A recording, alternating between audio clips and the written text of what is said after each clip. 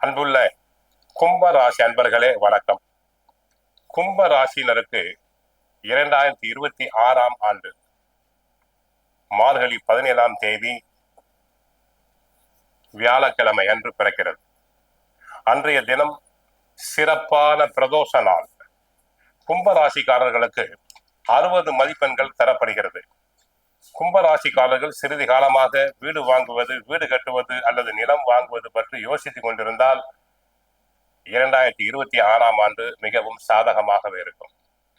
ஆண்டின் தொடக்கத்திலேயே கும்பராசினருக்கு லாபஸ்தானத்தில் சூரியன், செவ்வாய் இருக்கிறார்கள்.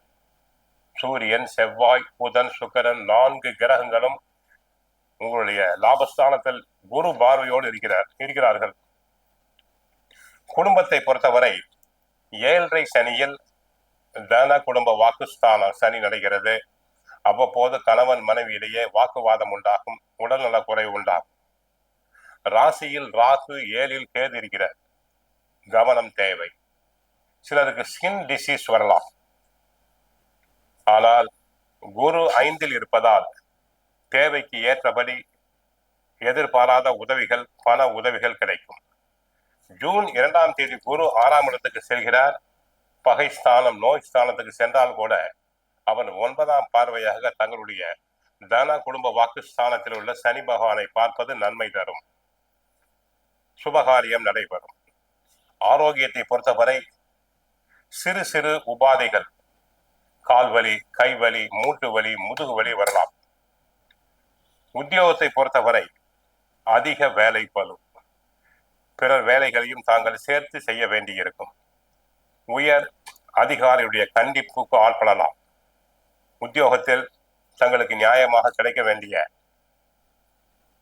பதவி உயர்வு தடங்கலாகலாம், இடமாற்றம் தடங்கலாகலாம். தொழில் வியாபாரத்தை பொறுத்தவரை 60% பரவாயில்லை, ஓரளவு லாபம் கிடைக்கும்.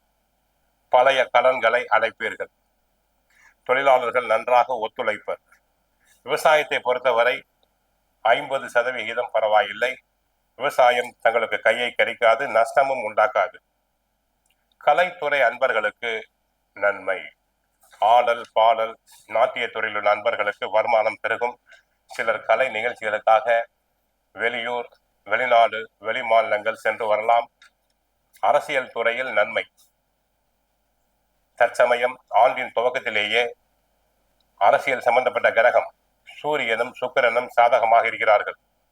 கட்சிக்குள் நியாயமாக கிடைக்க வேண்டிய பதவி கிடைக்கும். தங்களின் ஆலோசனைகள் ஏற்கப்படும். மக்களிடையே புகழ், செல்வாக்கு பெருகும்.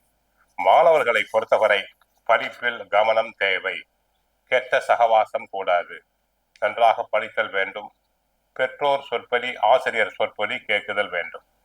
ஆக கும்பராசினர் கோவிலுக்கு சென்றால் ஆஞ்சநேயரை வழிபடுங்கள், சுந்தரகாண்டம் பாராயணம் செய்யுங்கள். வாழ்க வளமுடன், மங்களம் உண்டாகட்டும்.